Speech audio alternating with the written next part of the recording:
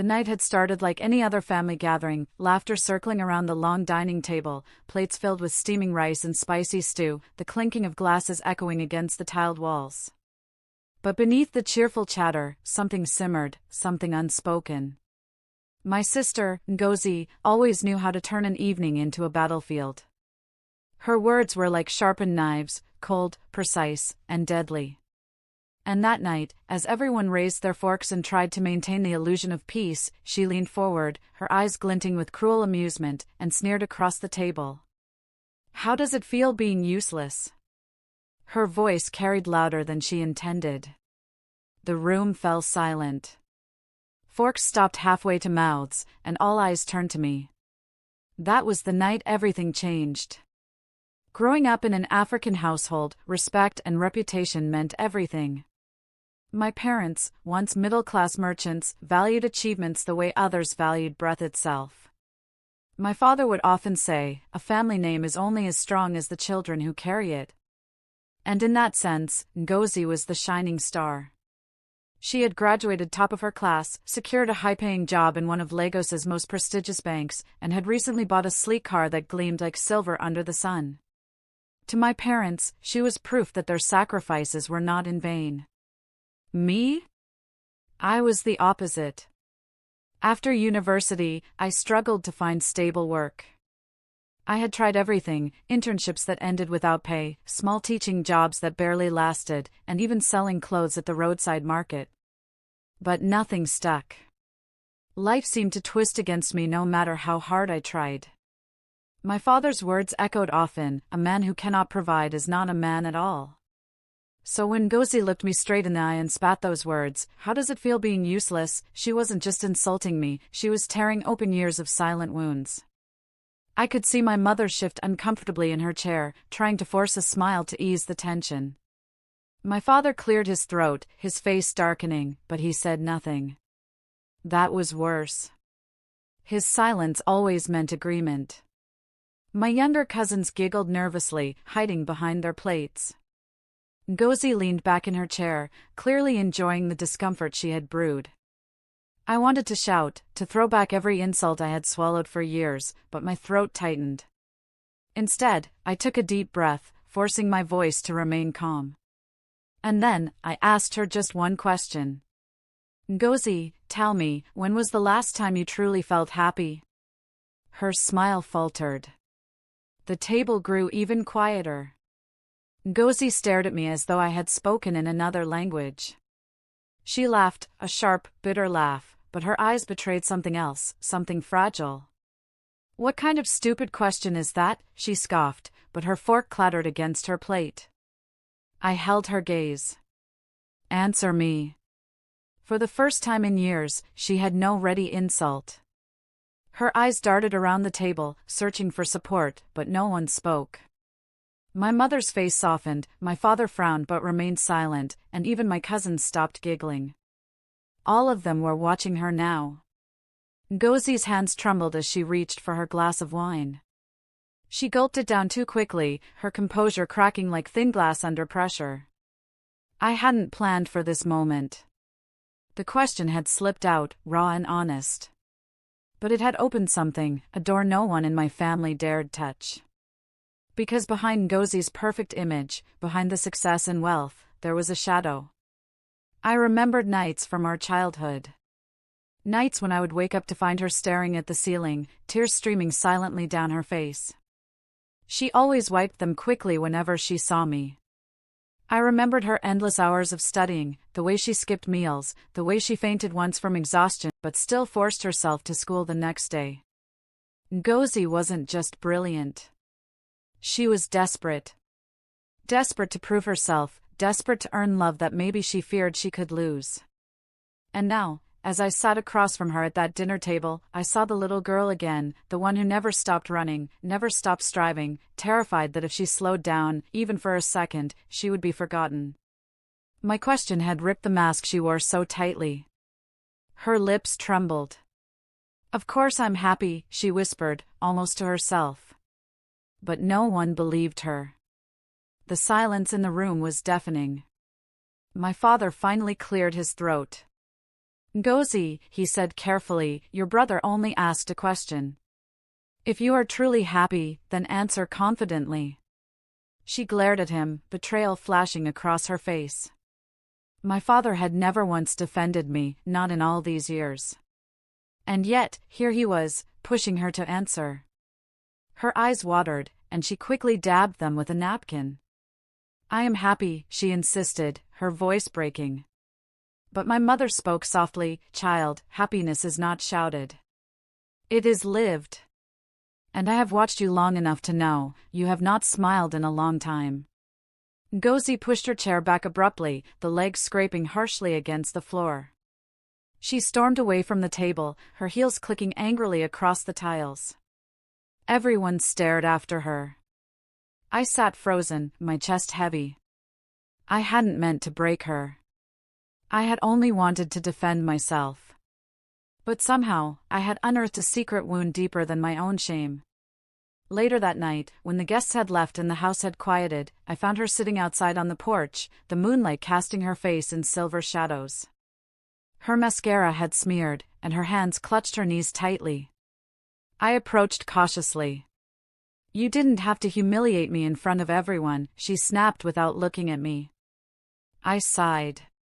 Ngozi, you've been humiliating me for years. Tonight, I only asked what no one else dared to.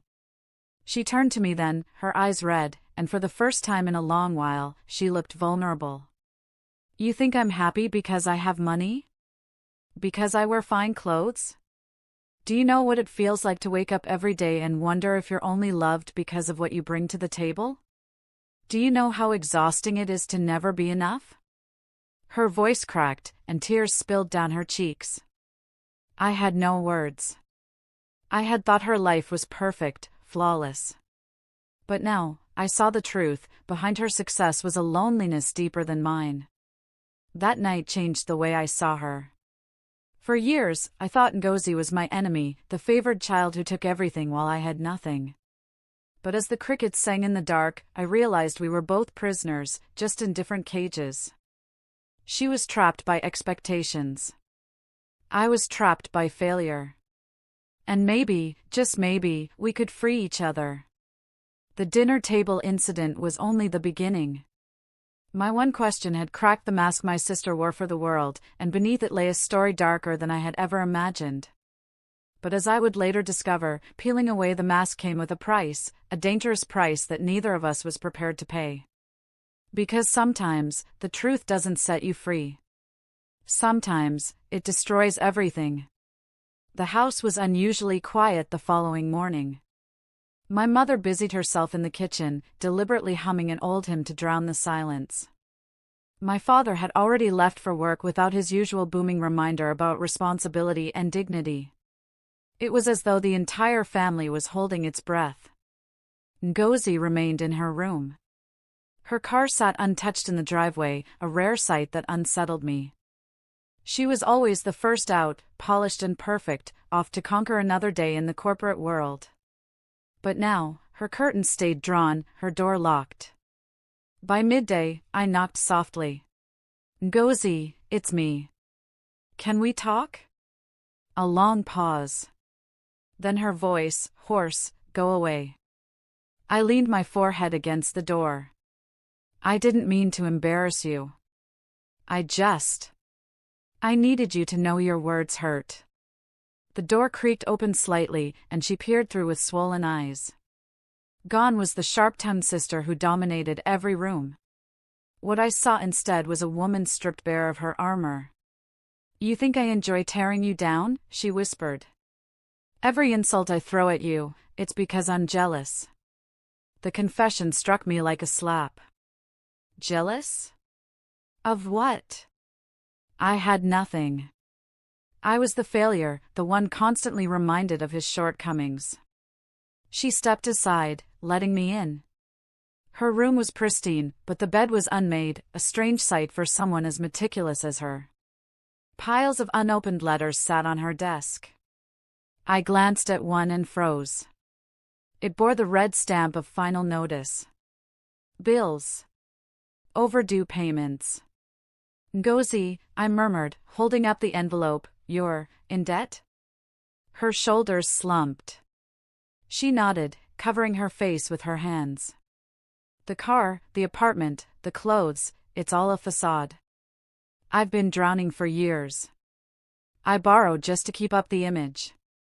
Because if I don't shine, if I don't keep being the golden child, do you think they'll still love me? Her voice broke, and her sobs filled the room. I sat beside her, my chest tight. The sister I had envied all my life was crumbling before me. The sharp, mocking words she wielded like weapons were shields, thin, brittle shields against a storm she couldn't control. For the first time in years, I placed a hand on hers. You don't have to carry this alone. She shook her head violently. You don't understand. I've built my whole identity on being successful. If the truth comes out, if Mama and Papa find out, I'll be nothing. Useless, just like they always say you are. Her words stung, but I didn't flinch. Instead, I whispered, maybe being useless in their eyes is better than killing yourself to meet their expectations.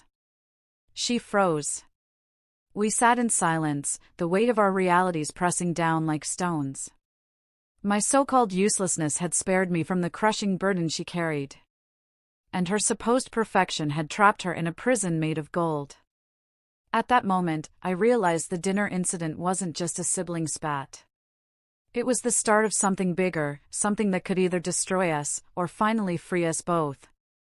I looked her in the eye and said, Ngozi, secrets rot faster than wounds. If you don't face this, it'll consume you. And I won't stand by and watch my sister drown. Her lips parted, trembling, but no words came out. She simply stared at me, as though she had never truly seen me until that moment. And in her silence, I felt it, something was about to break. 2 days passed before Ngozi finally emerged from her room. Her face was pale, her eyes ringed with exhaustion, but her steps were firm. That evening, she called for a family meeting in the living room. My parents sat stiffly on the couch, my mother wringing her hands, my father with his usual stern expression. I sat nearby, unsure of what to expect. Ngozi stood in front of us, arms crossed as though holding herself together. I need to say something, she began, her voice trembling. For years, you've all praised me as the successful one, the one who makes this family proud. But the truth is, she swallowed hard, then pulled the stack of overdue bills from her bag and dropped them on the table. I'm drowning. The room went silent. My mother gasped, covering her mouth. My father's brows furrowed deeply, anger and disbelief flashing across his face. What is this nonsense? He barked. You, Ngozi, our pride, living in debt? After all we've done for you? Tears spilled down her cheeks. That's just it. I've been living for your pride, not my own. Every achievement, every sleepless night, every sacrifice, it wasn't for me. It was for your approval. I can't do it anymore. I'm tired of pretending. The weight of her words settled over the room like a storm cloud. For once, the mighty Ngozi wasn't untouchable. She was human, fragile, broken, desperate. My mother reached out, her voice soft. My child, why didn't you tell us? We could have helped. Helped? Ngozi laughed bitterly. Helped like you helped him? She pointed at me, her voice shaking. You mocked him, compared him, crushed him for not being enough. You think I wanted that for myself? To become your golden puppet, too afraid to admit weakness? All eyes turned to me. My throat tightened, but I didn't look away. This was no longer about me being useless. This was about us, the broken children of impossible expectations. I spoke slowly, each word heavy. I asked her one question that night, if she was truly happy. And the truth is, none of us are. Not her. Not me. Not even you, Papa, with your obsession with reputation. We're all just performing, hoping not to disappoint. My father's jaw tightened, but for the first time, I saw something in his eyes, a flicker of doubt. Maybe even shame. The silence stretched until my mother began to weep, rocking gently. We wanted the best for you both, we thought pushing you was love. Ngozi sank into a chair, her strength spent. I sat beside her, our shoulders brushing, a small gesture of unity we hadn't shared in years. Finally, my father rose. His voice was softer than I had ever heard it. Perhaps, we failed you. Both of you. A name means nothing if the people carrying it are broken inside. The words stunned me. Coming from him, they were an earthquake. That night, we didn't fix everything. The debt still existed. My failures were still real. But for the first time, the masks fell. The golden daughter was no longer perfect. The useless son was no longer invisible. We were just human. Life didn't transform overnight. Ngozi began seeking help to restructure her finances, and I found part-time work, slowly learning to stop measuring my worth by my father's yardstick. Our parents struggled too, learning to love without conditions, to accept without comparison. The road ahead was uncertain, but one truth remained clear. Cruel words may cut, but honest questions reveal. And sometimes, the question that shatters pride is the very one that saves a soul.